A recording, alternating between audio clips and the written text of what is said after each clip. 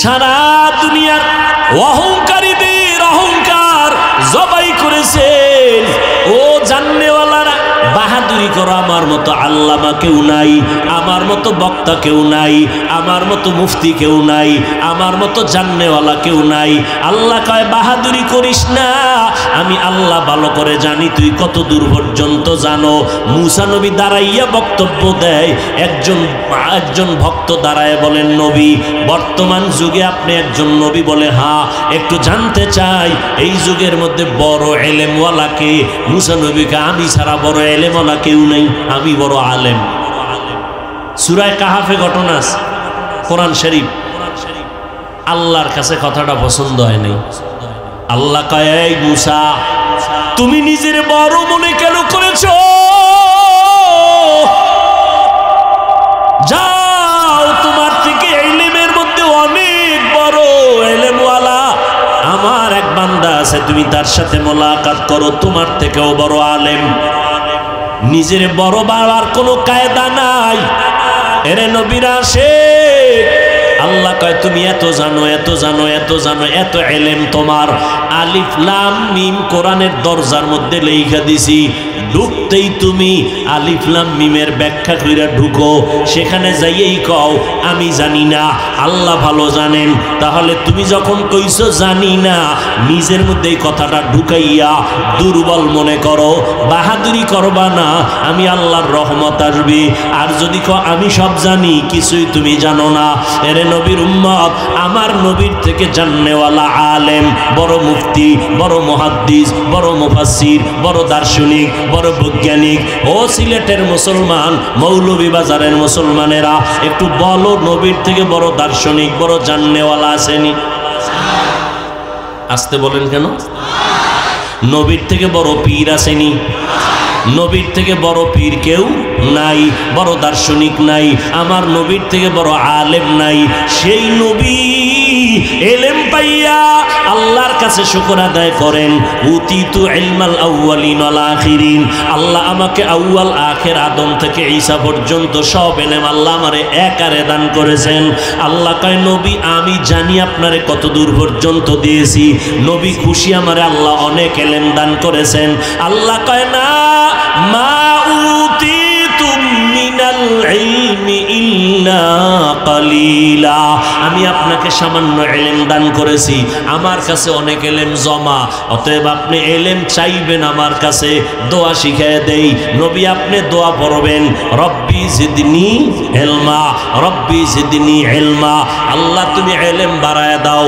নবীরে যদি আল্লাহ ইলম বাড়ানোর দোয়া করার শিক্ষা দিয়া থাকেন, আপনি আমি বড় মনে করার কায়দা নাই। আলিফ লাম মিম ওই জায়গা দিয়া অহংকার বন্ধ করে দিলেন।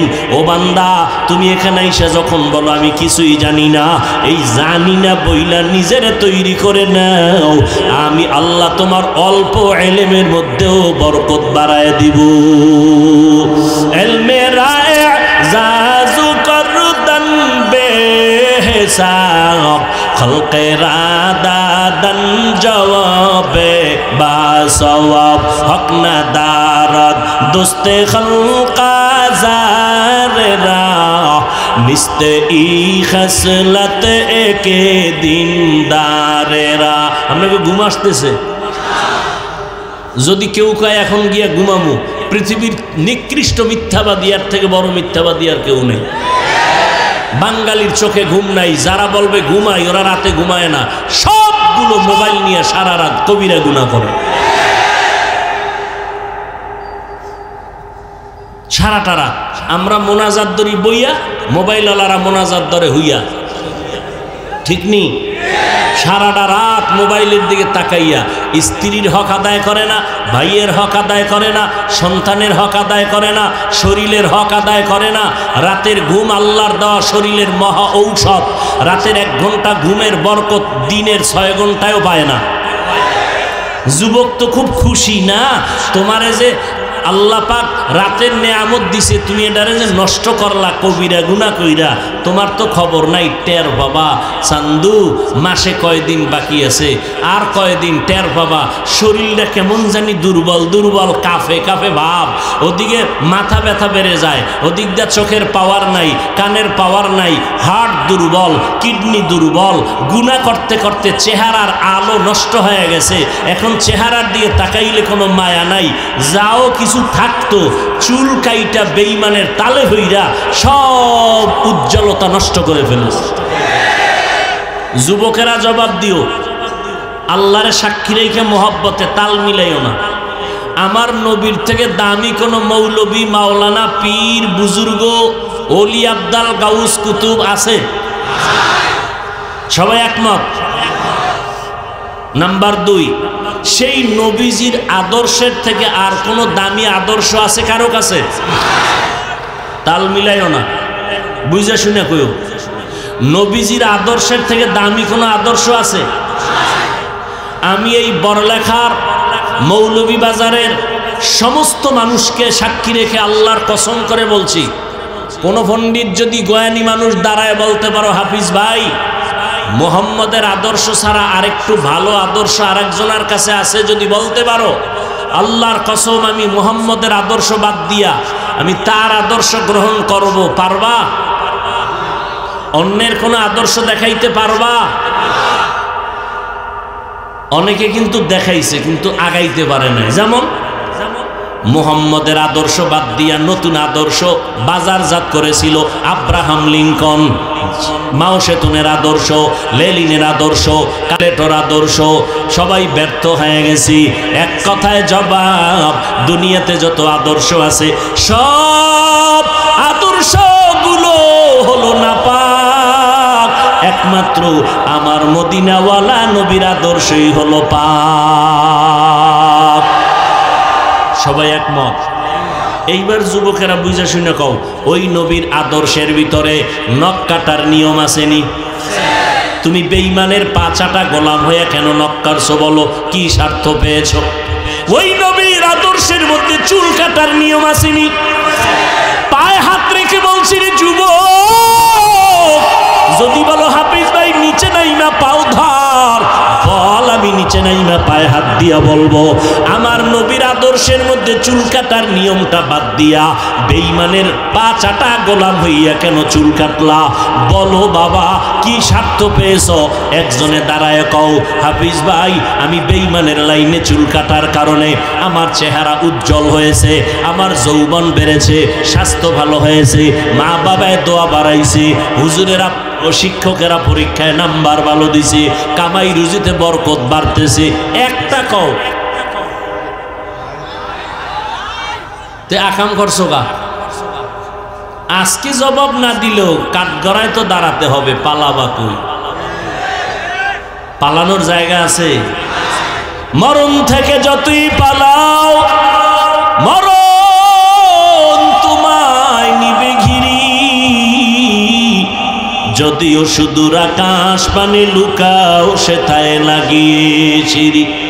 নদী পথে নৌকা চালাও ও মাঝি ভাই, বেলা ডোবার আগে আমি ওপার উঠতে চাই, ডুবে গেলে বেলা রে আর উঠে না, ভেঙ্গে গেলে মেলা রে আর জমে না। তাকাইয়া দেখছো ফিলিস্তিনের মধ্যে বেঈমানের আক্রমণ, ওরা তো দেখে মুহাম্মদের কে মানে। ভালো কইরা একটা পয়েন্ট বলে নাই, মনে রাখবা। শুরুতে বলছি তোমার খেয়াল করো নাই, ইহুদিরাও কিন্তু আল্লাহ একজন ওরা বিশ্বাস করে, খ্রিস্টানেরা আল্লাহ একজন বিশ্বাস করে, বলছিলেন না? হিন্দুরাও কিন্তু আল্লাহ একজন আছে মানে, বৌদ্ধরাও কিন্তু আল্লাহ একজন মানে। ঝামেলা কি কয়? মুহাম্মদ রে নিয়ে ঝামেলা। ইহুদিরাও মুহাম্মদ রে মানতে চায় না, আল্লাহ একজন বিশ্বাস করে। এই না ডিস্টার্ব করেন না। খ্রিস্টানেরাও আল্লাহ একজন মানে, তবে মোহাম্মদকে মানতে চায় না। ইহুদিরাও আল্লাহ মানে মোহাম্মদকে মানতে চায় না। এই বৌদ্ধরাও আল্লাহ একজন আছে বিশ্বাস করে, মোহাম্মদের মানতে চায় না। এরে নবীর উম্মতের দল, এই দুনিয়াতে সবাই মোহাম্মদ নিয়ে কালার। মোহাম্মদ মানতে গেলেই তো তাদের ধর্ম বিলুপ্ত হয়ে যায়। এই জন্য মুশরিকেরাও মোহাম্মদের নিয়ে বিরোধিতা। এই জন্য বেঈমানেরা সব এক। ওরা আল্লাহ মানলে তোমারে কিছু বলবে না, কিন্তু আগে দেখবে তুমি মোহাম্মদরে মাননি। লা ইলাহা ইল্লাল্লাহ কথার মধ্যে ওদের কোনো দ্বিমত নাই। মুহাম্মদুর রাসূলুল্লাহ বললেই ওদের মাথা গরম হয়ে যায়। ওই টুপিওয়ালাকে তাবলিগওয়ালা কে কোন দেশি জানার দরকার নাই। যখন দেখবে লোকটা মুহাম্মদের পাগলামি করে, মুহাম্মদের আশেক দাবি করে, বেঈমানেরা সব এক হয়ে যাইতেছে।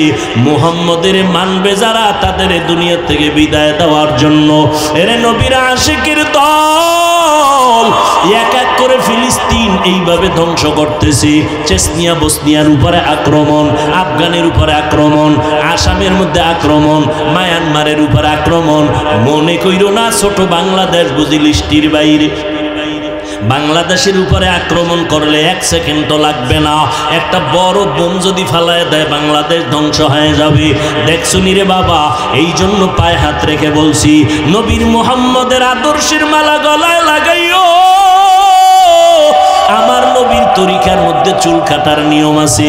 নবীর আদর্শ হিন্দুরা মানবে না, মুহাম্মদের আদর্শ খ্রিস্টানেরা মানবে না, মুহাম্মদের আদর্শ ইহুদিরা মানবে না, মুহাম্মদের আদর্শ বৌদ্ধ ধর্মের লোকেরা মানবে না। মুহাম্মদের আদর্শ যার রেখে গেলেন নবী, তা মানবে কারা? বলেন না কেন? কোন দেশের মুসলমান? লেবানন, লন্ডন না সারা দুনিয়ার? মৌলভীবাজারের মুসলমানের মানার দরকার নাই।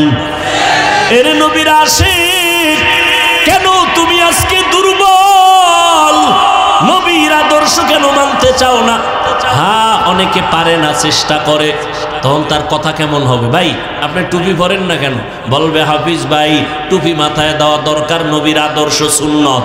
দোয়া করবেন, পারি না, চেষ্টা করব। ঠিক নেই কথা? কিন্তু গাদ্দারি কইরা কিছু মানুষ জবাব দেয়, টুপি মাথায় না দিলে অসুবিধা কি? টুপির মধ্যেই কি ইসলাম? দাড়ি না রাখলে অসুবিধা কি? দাড়ির মধ্যেই কি ইসলাম? পর্দা না করলে অসুবিধা কি? পর্দার মধ্যেই কি ইসলাম? বলে না, বলে না। এই লোকটা কি আসলে নরম ব্যবহার করলো রসুলের সুন্নতের সাথে, না মেজাজ দেখাইলো? এটা কি আদব না বেয়াদবি? বেয়াদবরা রসুলের শাফাত পাবে। রসুলের সুন্নত এইটা বা টুপিতে ইসলাম নাই, দাড়িতে নাই, পর্দায় নাই। ইসলাম কই? শুধু জবানের মধ্যে, চাপার মধ্যে ইসলাম। এরে আল্লাহর বান্দারা, সরকারের কাছে বাহিনী, র্যাব, আর্মি, পুলিশ, বিডিআর, এদেরকে চিনার জন্য পোশাকের গুরুত্ব আছে না নাই? দুনিয়ার সরকারের কাছে যদি পোশাকের গুরুত্ব হয়, মদিনাওয়ালা নবীর পোশাকের গুরুত্ব কেন থাকবে না? আমি কিন্তু একবারও বলি নাই রে যুবক, আমার মতো পাস করলে টুপি মাথায় দাও, না হয় গুনাহ হবে। একবারও বলি নাই, বলবো না। আমি কওমি মাদ্রাসায় লেখাপড়া করেছি, যারা কওমি মাদ্রাসায় পড়বা না তারা জাহান্নামে যাবা, একবারও বলি নাই। আমি তাবলিগের মানুষ, একবারও বলি নাই তোমরা তাবলিগ না করলে গুনাহ হবে। আমি পীর মুরিদির লাইনের মানুষ, একবারও কিন্তু বলি নাই পীরের কাছে না গেলে গুনাহ হবে। ও আল্লাহর বান্দারা, এবং এই কথাও বলি নাই এই স্কুলের ছেলে মেয়েরা স্কুলে তালা লাগাইয়া মাদ্রাসায় আসো, ও কলেজের ভাইরা মাদ্রাসায় চলে আসো, এই কথাও কিন্তু বলি নাই। বরং আমি সাহস দিয়া বলি, ও কলেজের ছেলে মেয়েরা তোমরা কলেজ ছাড়বা না, স্কুলের লেখাপড়া বন্ধ করবা না। মাওলানা হওয়ার জন্য তোমাদের দরকার নাই। আমাদের লাইনে মাওলানা মুফতি অনেক হয়ে গেছে। আমার দেশে এখন বেশি বেশি দরকার আদর্শ ডাক্তার, আদর্শ ইঞ্জিনিয়ার, আদর্শ প্রফেসর। আদর্শ ডাক্তারের বড় অভাব, আদর্শ ইঞ্জিনিয়ারের বড় অভাব, আদর্শ প্রফেসরের বড় অভাব। ওই বেঈমানেরা হঠাৎ করে মুসলমানের বয়কট করিয়া কয় মুসলমানের কোনো চিকিৎসা দেওয়া হবে না, ঔষধ দেওয়া হবে না, তখন আমার কলেজ ছেলেমেয়েরা ডাক্তারি পড়িয়া অভিজ্ঞতার আলোকে দাঁড়ায় বলবে, এই বেঈমানের বাচ্চারা, আল্লাহর শুকর, তোরা বেঈমানেরা যদি মুসলমানের চিকিৎসা না দাও, ডাক্তার দিয়া সার্ভিস না দাও, আমাদের লাগবে না ইনশাআল্লাহ। মুসলমানের জন্য আমরা মুসলমান ডাক্তারেরা যথেষ্ট। মুসলমান কলেজে পড়ো, এক সময় তুমি ডিসি হও, এসপি হইয়া মৌলভীবাজার জেলায় তুমি বসবা। এসপি যদি ইসলামের লাইনে থাকে, কোরআন পড়নেওয়ালা, মা বাবার খেদমত করনেওয়ালা, ওলামায়ে কেরামের মোহাব্বত করনেওয়ালা, তাহলে আমার সোনার বাংলাদেশে কোরআনের মাহফিলের অনুমতি নেওয়া লাগবে না। ঠিক কি না বলো? এর নবীর আশিক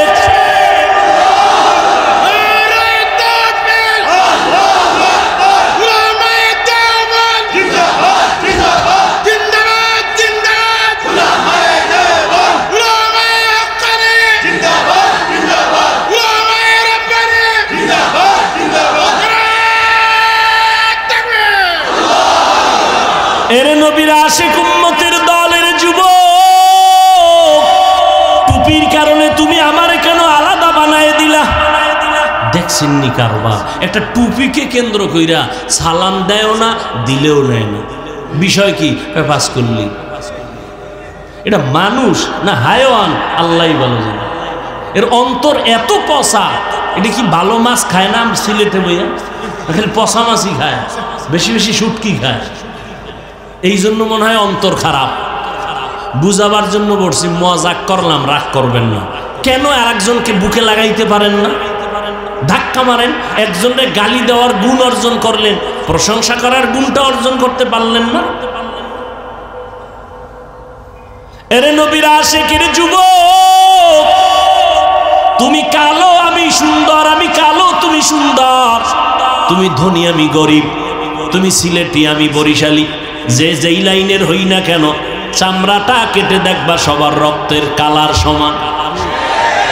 কি বাহাদুরি করে, আমি সুন্দর, তো তোমার রক্ত কি সাদা নি? তো কি হইল বাহাদুরি? রক্ত সবার এক কালার। ভালো করে বুঝো, তোমার আমার আল্লাহ একজন, তোমার আমার নবী এক, কোরআন এক, কাবা এক, ধর্ম এক, কালেমা এক, দুনিয়াতে আসছি এক, কবরের সাইজও হবে এক, কাফনের সংখ্যা 3টা তাও হবে এক, কালার হবে আলাদা, সব এক, সবার কালার এক। কে পীরের মুরিদ, কে স্কুলের ছেলে, কে কলেজের ছেলে, কে মাদ্রাসার, কাফনের মধ্যে ঢুকার পরে কোনো ভেদাভেদ নাই, সব এক। কবরের সাইজও এক, কবরের মধ্যে রাখার পরে প্রশ্ন হবে 3টা তাও এক, সবার বেলায় 3টা প্রশ্ন। রবের পরিচয় দাও, ধর্মের পরিচয় দাও, রহমাতুল লিল আলামিনের পরিচয় দাও। তোমার আমার আল্লাহ এক, নবী এক, কোরআন এক, কাবা এক, ধর্ম এক, কোরআন এক, বাইতুল্লাহ এক, তোমার আমার দুনিয়াতে আসা এক, যাওয়াও এক, কাফন কালার তাও এক। এরপরও কেন তুমি বান্দা আল্লাহকে মানতে চাও না? আমিও মুসলমান, তুমিও মুসলমান। যুবক ভাই, আমি টুপি মাথায় না দিলে বড় লজ্জা লাগে, আর তুমি কেমন মুসলমান? টুপি মাথায় দিলে তোমার লজ্জা লাগে। আমি দাড়ি কাটতে লজ্জা পাই, তুমি মুসলমান দাড়ি রাখতে লজ্জা পাও। আমি লম্বা জামা না পরলে লজ্জা পাই, তুমি লম্বা জামা পরতে লজ্জা পাও। আমি মসজিদে না ঢুকতে লজ্জা পাই, তুমি মসজিদে ঢুকতে লজ্জা পাও। একটু চিন্তা করো, তুমি কেমন মুসলমান? আমরা টুপিদারির কারণে, নামাজের কারণে, পর্দার কারণে, নবীরে মানার কারণে সম্মান কমে গেছে, সম্মান কমছে। এরে যুবক, সম্মান দেওয়ার মালিক আমার আল্লাহ। আল্লাহ তাআলা তো সম্মান দান করেছেন, ভাষা নাই বুঝাবার। আমি গোপালগঞ্জ করোনার আগে এক মাহফিলে গেলাম, বড় এক ব্যক্তি, নাম কইলে অনেকেই চিনবেন, তার বিশাল প্রতিষ্ঠান বাংলাদেশ। গোপালগঞ্জ আমাকে বয়ানে নিবেন, দাওয়াত রাখলাম। বলে, হাফিজ ভাই আপনাকে হেলিকপ্টারে নিব। আমি বললাম গোপালগঞ্জ যাইতে 2 ঘন্টাও লাগবে না, আপনি হেলিকপ্টারে নিবেন কেন এত টাকা খরচ করে? বলে আমার নিজের টাকা দিয়ে নিব। কারণটা কি জানতে পারি? বলে হ্যাঁ জানবেন। আমি একটা মাদ্রাসা করেছি, হেফজোখানা নুরানি কওমি মাদ্রাসার আঙ্গিকে। বললাম তারপর? বলে ওখানে গরিব ছেলেরা, এতিম ছেলেরা পড়ে, আমি সব খরচ দেই। তারপর বলে আমি দেখাইতে চাই, এই দেখ তাকাইয়া, কোরআন পড়লে মাদ্রাসায় পড়লে সম্মান কেমন, আমি আপনাকে কপ্টারে নিয়ে সম্মানটা দেখায় দিব। কোরআন পড়লে সম্মান কমে না, বরং সারা দুনিয়ায় সম্মান বাড়তে থাকি। এরে নবীর উম্মতের দল, ভালো করে বুঝো, সম্মান দেওয়ার মালিক আমার আল্লাহ। স্কুলে পড়ো, কলেজে পড়ো, আমার মাওলাকে লাগাও।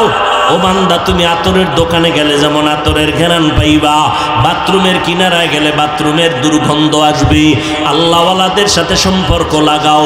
কুত্তা রাস্তায় ঘোরে, কোনো দাম নাই আছে, কিন্তু যেই কুত্তাটা মালিকের বাড়ির দরজায় শিকল লাগানো, ওই কুকুরের দাম অনেক বেড়ে গেল। কুকুরের দাম নাই, কিন্তু দেখছনি আসহাবে কাহাব যুবকদের সাথে কুকুর থাকার কারণে আল্লাহ কোরআন শরীফের মধ্যে এই কুকুরের গুণগান গাইয়া কয়। মুফাসসিরিনে কেরাম বলেন এই কুকুরটা জান্নাতে চলে যাবে। ওরে সালেহ আলাইহিস সালাম পাহাড়ের মধ্যে কওমের লোকেরা কয়, আমগো যদি একটা উট বাড়ি করে দেখাইতে পারো, উটনি পাহাড়ের মধ্য দিয়া, পাথরের মধ্য দিয়া, তাহলে আমরা নবী মানব। সালেহ নবী আল্লাহর কাছে দোয়া করলেন, দুই পাহাড়ের মাঝখান দিয়া একটা উটনি বেরিয়ে আসলো, বাচ্চাওয়ালা, এসে বাচ্চা প্রসব করলো। ওই বেঈমানেরা সালেহ নবীরে নবী মানে নাই। আল্লাহ গাইবি একটা আওয়াজ দিলেন গজব হিসাবে, সাথে সাথে সব কওমের মানুষ ধ্বংস হয়ে গেল। ওই উটনিটার ব্যাপারে আল্লাহ কোরআনে বলছেন, মুফাসসিরিনে কেরাম বলেন সালেহ নবীর সম্পর্কের কারণে ওই উটনি জান্নাতে চলে যাবে। চিটার কোনো দাম নাই, ধানের সাথে থাকার কারণে ধান যেই দামে বিক্রি হয়, চিটাও সেই দামে ওজনে বিক্রি হয়ে যায়। ও স্কুলের ছেলেরা, ও কলেজের ভাইরা, তুমি মনে করতেছো ইংরেজি অঙ্ক বিজ্ঞান পড়ার কারণে সম্মান কমে যাবে না? কোরআনের সাথে সম্পর্ক লাগাও, তুমি কলেজে পড়িয়াও সম্মান অনেক উপরে চলে যাবে। স্কুলে পড়ো, কলেজে পড়ো, মা বাবার দোয়া নিয়ে চলো, ওলামায়ে কেরামের দোয়া নিয়ে চলো। জীবনে আলেমদের বিরুদ্ধে কিছু লেখবা না, বলবা না, কপাল পুড়ে যাবে। পুইরা কপাল গেলে আর জোড়া লাগবে না রে বাবা। কখন কোন গজব তোমার কপালে আসে জানা নাই।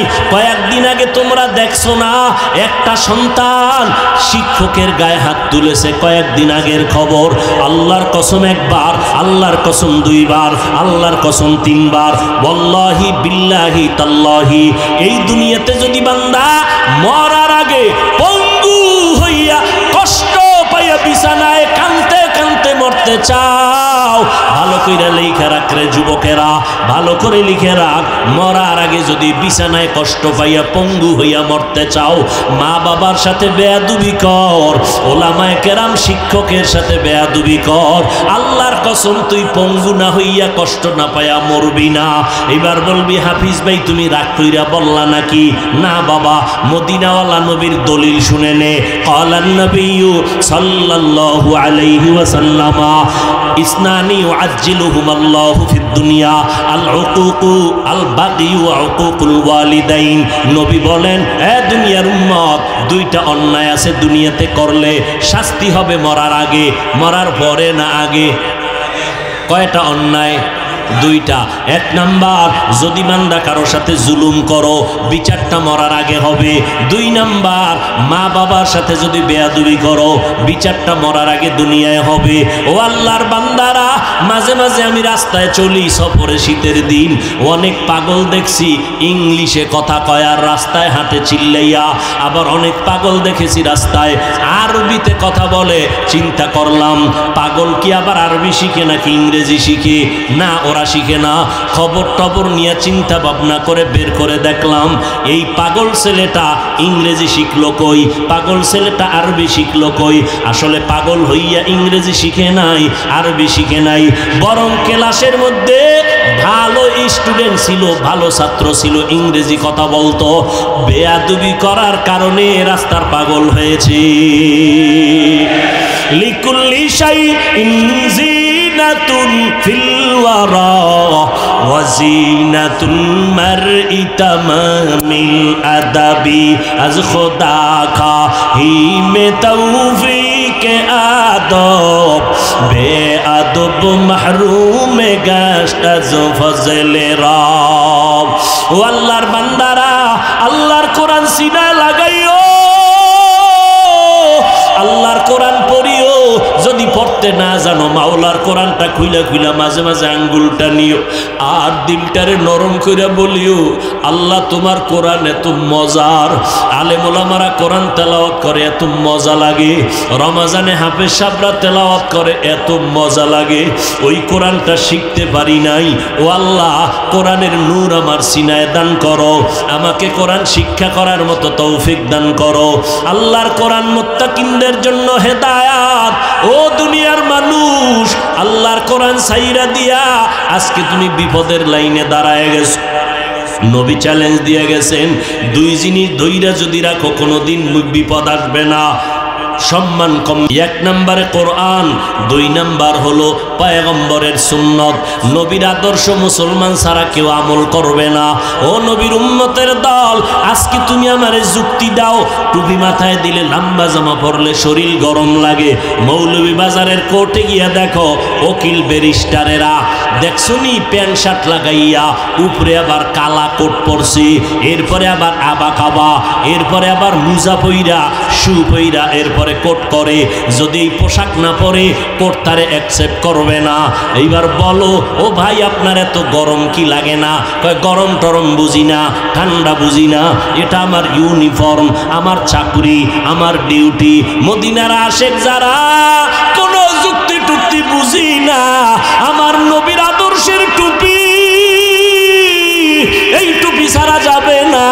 নবীর আদর্শের দাঁড়িয়ে আমি ছাড়তে পারি না। কল্লা দিতে রাজি, ইমান দিতে রাজি না। ও যুবক, ও পর্দার আড়ালের আম্মা জানেরা, আপনাদের এত সম্মান আমার নবীর মাধ্যমে আমার আল্লাহ বাড়ায় দিয়েছেন।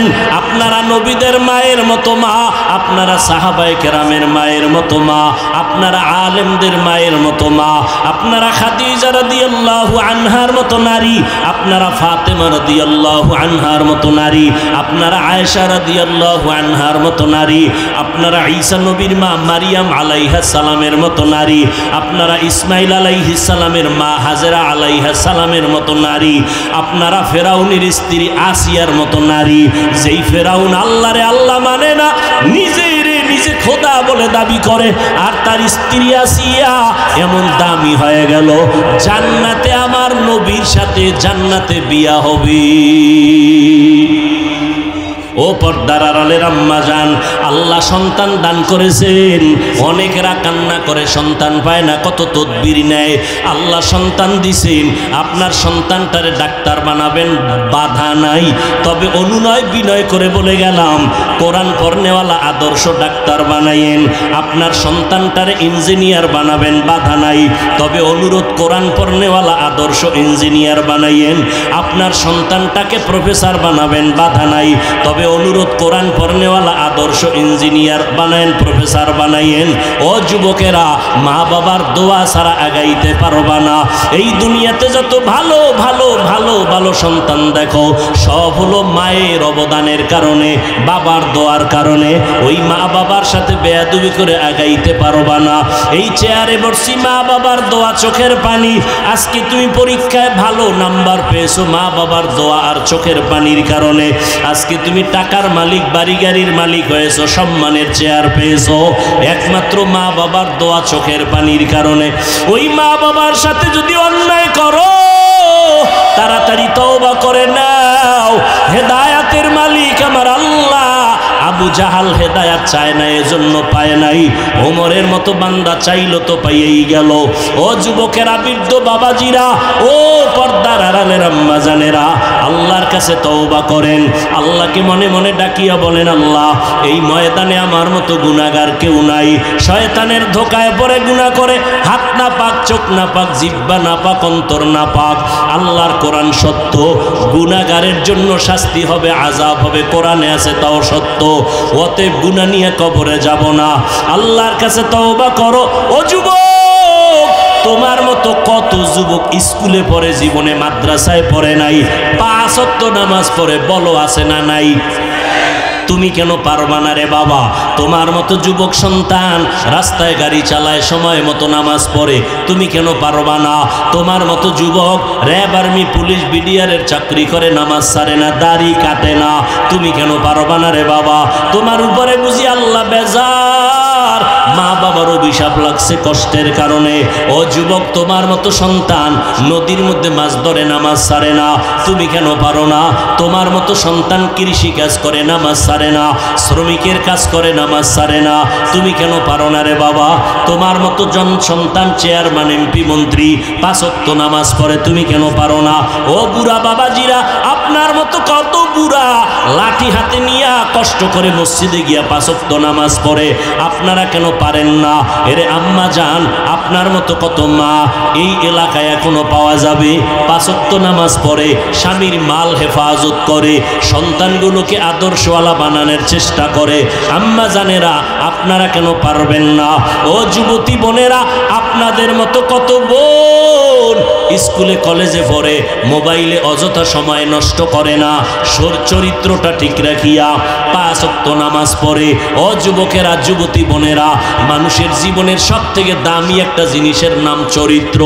যার লেখাপড়া ভালো কিন্তু চরিত্র ভালো না, কেউ তারে ভালো জানে না। আর লেখাপড়া দুর্বল কিন্তু চরিত্র ভালো, ব্যবহার ভালো, সবাই তারে মহব্বত করে, দোয়া করে। চরিত্র একটা অমূল্য সম্পদ, মোবাইলের দ্বারা চরিত্র আর নষ্ট করিও না। জীবনে তো কম অপরাধ করো নাই, এই অপরাধগুলো যদি মা জানতো, মা তাড়ায় দিত, বাবায় জানলে বাবায় তাড়ায় দিত। আল্লাহ কয়, বান্দা আমি জানার পরে তোরে তাড়ায়া দেই নাই, তওবার পথে ডাকতেছি, আয় তওবা কর। এক ফোঁটা চোখের পানি ছেড়ে যদি তওবা করতে পারো, আমি আল্লাহ তোর জীবনের গুনাহ একটা সেকেন্ডের মধ্যে ক্ষমা করে দিব। 5 বেলার নামাজ ঠিক মতো আদায় করো, মা বাবার দোয়া নিয়ে চলো, ওলামায়ে কেরামের পরামর্শ নিয়ে চলো। মনে মনে আল্লাহকে বলো, আল্লাহ এই ময়দানে গুনাহ নিয়ে ঢুকলাম, আর গুনাহ নিয়ে ঘরে যেতে চাই না। জীবনে তো অন্যায় কম করি নাই, আজকে থেকে আর গুনাহ করব না, নবীর তরিকার বাইরে চলব না, মা বাবাকে কষ্ট দিব না, উলামায়ে কেরামের বিরোধিতা করব না, নবীর তরিকার বাইরে চলব না, আর দাড়ি কাটব না, বেপরদায় চলব না, আল্লাহ তোমারে বেজার করব না, দেশের বিরুদ্ধে, জাতির বিরুদ্ধে ষড়যন্ত্র করব না, তোমার কোরআন পড়ব, তোমার কোরআনের তেলাওয়াতের আমল শুরু করব, কোরআন অনুযায়ী মুত্তাকি হওয়ার চেষ্টা করব। ও আল্লাহ, আজকে তওবার নিয়ত করতেছি। আল্লাহ তো তাকায় থাকেন অন্তরের দিকে। তোমার অন্তর যদি তওবার জন্য তৈরি হয়ে যায়, আল্লাহ একটা সেকেন্ডে তোমার গুনাহ মাফ করে পবিত্র বানায় দিবেন। তবে সবার কপালে তওবা নসিব হবে না। আবু জাহালের মতো কিছু শক্ত অন্তরওয়ালা, এরা জীবনে তওবা করবে না, এরা বয়ান শুনবে না, দিল নরম হবে না, বয়ানের পরে বাইরে গিয়া বিভিন্ন মন্তব্য করিয়া গুনার পাল্লা ভারী করবে। আর ওমরের মতো যাদের মেজাজ গুনাহ নিয়া প্যান্ডেলে ঢুকার পর কবরের কথা স্মরণ করে, আযাবের কথা স্মরণ করে, আল্লাহর আযাবের ভয়ে হঠাৎ চোখের পানি ছেড়ে তওবা করবে, আর বলবে, ও দয়ার মালিক, জীবনটা বুঝি নষ্ট করে ফেললাম। আমার মতো কত যুবক কোরআন পড়ে, তেলাওয়াত করে, মা বাবার দোয়া নিয়ে চলে, আলেমদের দোয়া নিয়ে চলে, আমি কেন পারলাম না? আমার জীবনটা কেন এত নষ্ট? ও আল্লাহ, তুমি মাফ করিয়া দাও। আল্লাহর কাছে যারা বিনয়ের সাথে চোখের পানি ছেড়ে খাঁটি অন্তরে তওবা করবে, আল্লাহ সাথে সাথে তাদের গুনাহগুলো মাফ করে দিবেন। ও আল্লাহর বান্দারা, যাদের অন্তর তৈরি হয়েছে মুত্তাকি হইয়া গুনাহ ছাড়বা, আল্লাহ আল্লাহ তোমাকে তাকওয়ার দরজা দান করবেন। বেশি বেশি আমল করার নাম তাকওয়া না, বরং গুনাহ থেকে বেঁচে থাকার নাম হলো তাকওয়া। আল্লাহ মুত্তাকিনদের হেদায়েতের জন্য কোরআন দিলেন। ওই যদি অন্তর তৈরি হয় আর জীবনে গুনাহ করবা না, মা বাবার সাথে বেয়াদবি করবা না, ওলামায়ে কেরামের সাথে বেয়াদবি করবা না, দেশ ও জাতির বিরুদ্ধে ষড়যন্ত্র করবা না, নামাজ পড়বা, নবীর তরিকা মতো সুন্নত অনুযায়ী চলবা। তওবা করার মতো যদি অন্তর তৈরি হয়, কারো অন্তরে যদি মুনাফিকি দুর্বলতা না থাকে, যাদের অন্তরে খাঁটিভাবে তওবার নিয়ত আছে, তাদেরকে বলবো দুটো হাত আল্লাহকে দেখাইয়া দাও। আয় আল্লাহ, হাতগুলো কবুল করে নেন, তওবা কবুল করে নেন, তওবার উপরে মজবুত হইয়া চলার মতো তৌফিক দান করেন, আমিন।